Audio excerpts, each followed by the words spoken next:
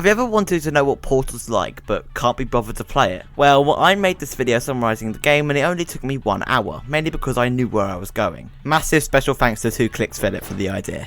You start in Testchamber 00, a glass box with a relaxation bed, radio, toilet, and a timer. Hello, and again, welcome to the Aperture Science Computer-Aided Enrichment Center. We hope your brief detention in the relaxation vault has been a pleasant one. Your specimen has been processed, and we are now ready to begin the test proper. The portal opens up and you see yourself, Shell, which surprised gamers at the time due to the gender swap, as gaming protagonists apart from sex symbols like Lara Croft were usually male. You come across a weighted storage cube and button. The chain block opens and you pass through the emancipation grill, which clears all objects and portals when you go through.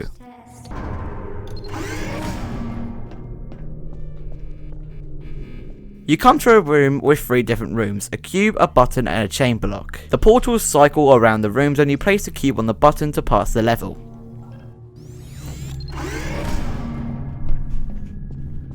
You're doing very well. A portal is in rotation and as it reaches the point to where you are, you can pick it up. When you pick it up, it allows you to be in control of the blue portal. You are now in possession of the Aperture Science handheld portal device.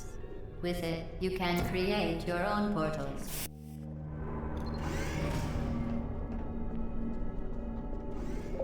This is a puzzle where you have to go through the same portal twice to cross a simple gap.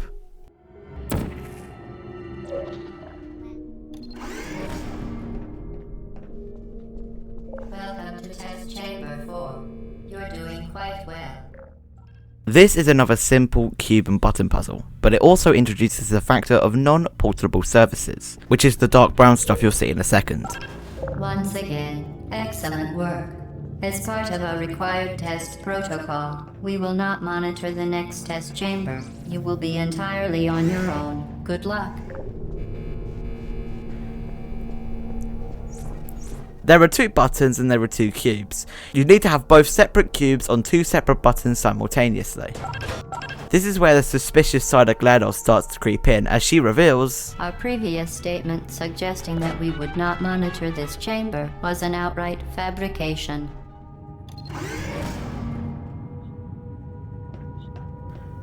the next chamber introduces energy pellets and how they can be used to affect gameplay. You can use portals to redirect the pellets into any straight line in any direction. Aperture Science high energy pellet seen to the left of the chamber. Unbelievable. It also introduces lifts. Must be the pride of. Subject hometown, here.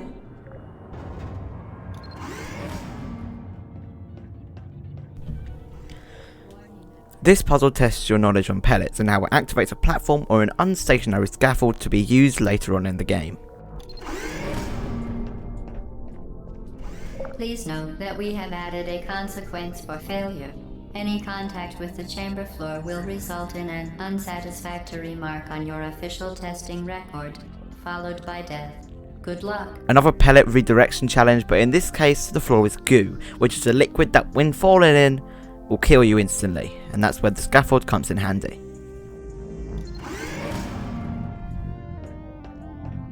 The Enrichment Center regrets to inform you that this next test is impossible. Make no attempt to solve it. Fantastic. It isn't. Hello again. To reiterate, previous one. Momentum. This level introduces one of the most important aspects of Portal, and that is flinging. It is where a player's speed, momentum and velocity is preserved between portals, which allows you to launch across the chamber like this.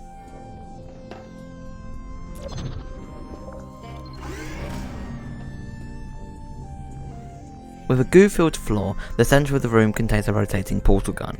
When the scaffold finally reaches the podium, you pick it up, and the new gun allows you to be in control of both the blue and orange portals at once. Linked portals at once. Chamber 12 allows you to practice the fling maneuver again, only this time you can control both of the portals. Get Lucy there. Fling yourself. Fling into space.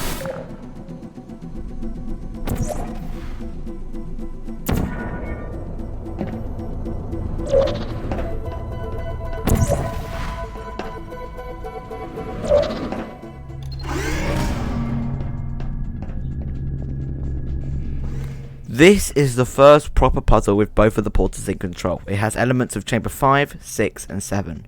I kept falling off as well. Ow!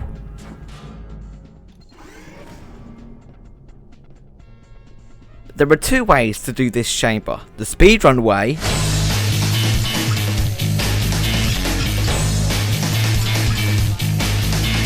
or the normal way. It's a long hallway with two areas, a pellet and a box area, and a platform which you can cheat, and another pellet area. You use a portal to get the pellet from one place to another. A complimentary victory lift has been activated in the main chamber. Welcome to one of the biggest chambers in the game. We now have a reward for our testing. Cake and brief counseling will be available at the conclusion of the test. Thank you for helping us help you help us all. We have to get through multiple sections, so let's do a quick lightning round. 3, 2, 1. Fling. Redirecting pellets. Double fling. I'm a bit gorilla at this area, but here's how you do the pellet bounce. You get on multiple scaffolds, die, and you do a timing task mixed with pellet activation, and you win. Because the enrichment centre are a bunch of lunatics! They have modified the course of the experiment, so we now must go through turrets. These rhythmic little beams will go completely crazy if it falls over, causing it to shut down. I don't blame you. But what's this? A den? Well, I am shocked. You probably recognise that cake as a lie sentence. I'll let this commentary bubble explain the den while you just watch the gameplay.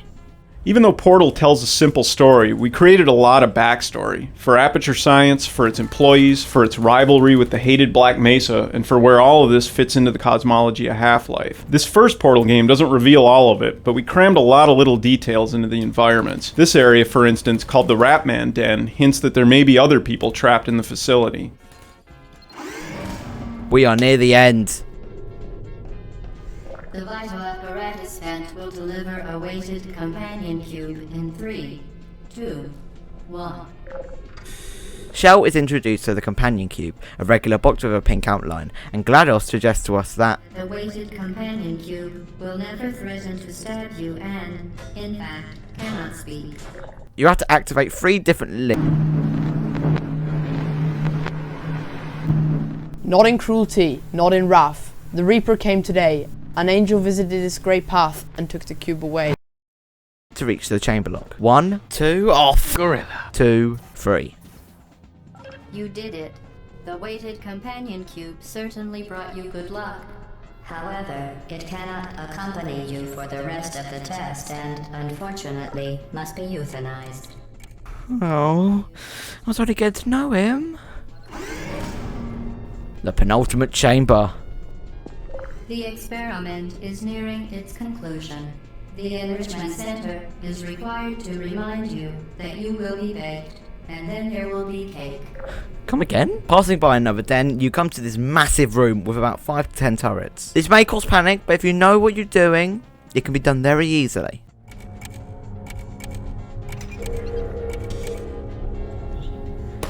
Once you kill all of them and get a cube, you come to this area where you can use vertical flinging to ascend up the chamber.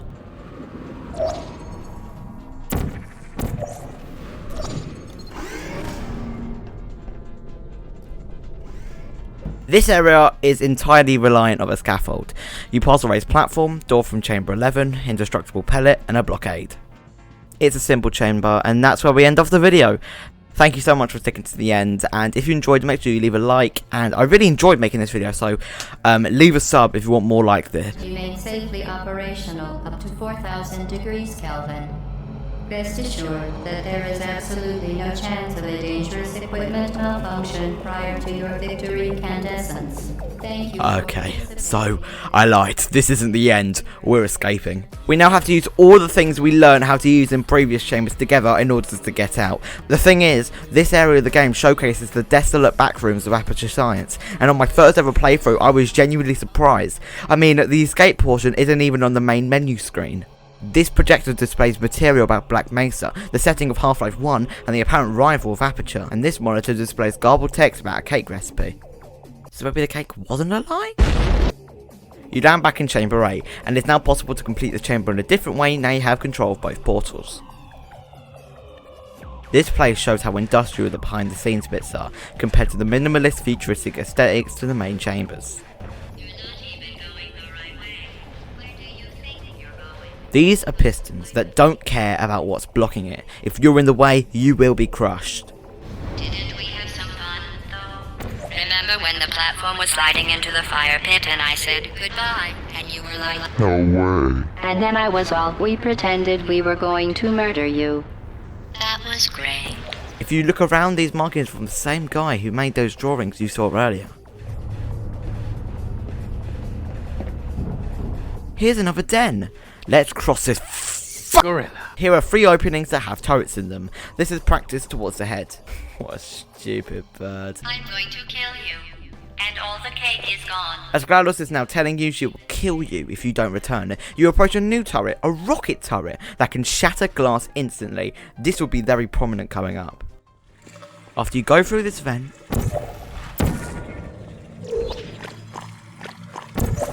watch this!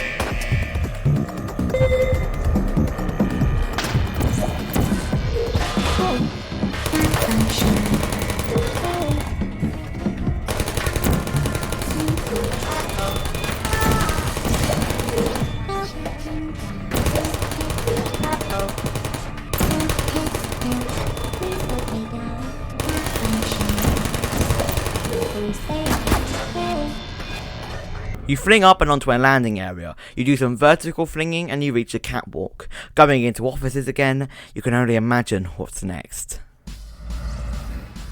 Well, you found me. Congratulations. Was it worth it? Because despite your violent behavior, the only thing you've managed to break so far is my heart. This is the voice that's been bugging you all game. The voice directing you. The voice telling you to kill a cube. The voice that's been threatening to kill you. The voice you will kill. Time out for a second. That wasn't supposed to happen. A core drops off Glados and with natural instinct, you incinerate it. You're kidding me. Did you just stuff that aperture science thing, we don't know what it does, into an aperture science emergency intelligence incinerator? So get comfortable while I warm up the neurotoxin emitters. You have 6 minutes or the neurotoxin will completely kill you. But the rocket turret has returned and of course, natural instinct, you shoot a rocket at it. And another core or sphere drops off. It's the curiosity core, intelligence core, and anger core. After all 3 are incinerated, there aren't any left, and this happens. Well, I have bullets. I'm permanently wrapped up in case something terrible happens to you. which is just about to. Don't believe me? Here, I'll put you on. That's you, that's how the duck sound. You've been wrong about every single thing you've ever done, including this thing. We're not going to find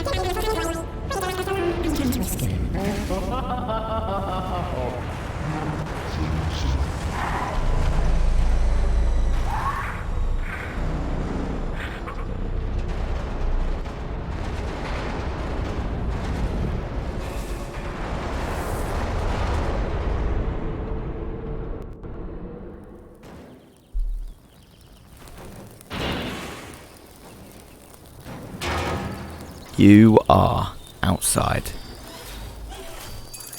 But Thank you for assuming the potty aircraft submission position.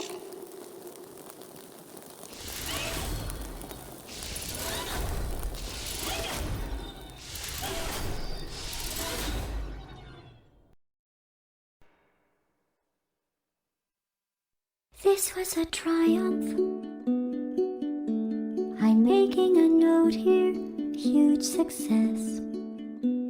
It's hard to overstate my... thank you for watching. This was a nice little project to do, and if this video does well and or is well received, I'll do this on Portal 2. Again, thank you to 2Clicks Philip for the original idea. He is truly one of my inspirations at the moment. All I have to say is thank you to my Twitch subs, Bwert, Squiddy or Squidboy Live, Not Kradex and Sledababus. Sorry for the pronunciation. I'm also starting to stream on Twitch again, so go check it out if you have the chance. I'm probably streaming, maybe. Follow me on Twitter as well. I'm not that funny. Thank you and goodbye. You make a neat gun for the people who are still alive.